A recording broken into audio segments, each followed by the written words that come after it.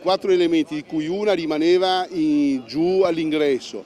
Gli altri 2 uomini e una donna, salivano e cercavano di essere nell'aggressione, cercavano di essere provocatori anche per ottenere una reazione, no?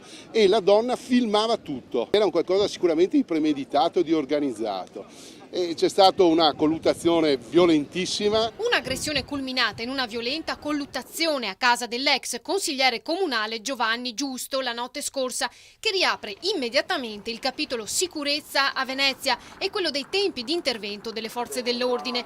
Allertate per violazione di proprietà privata, racconta Giusto, si sono viste dopo oltre mezz'ora. È lui a lanciare al microfono una forte provocazione. Noi siamo indifesi, completamente allo sbando e pertanto dobbiamo, e loro devono capirlo, organizzarci e andare a supporto della loro debolezza.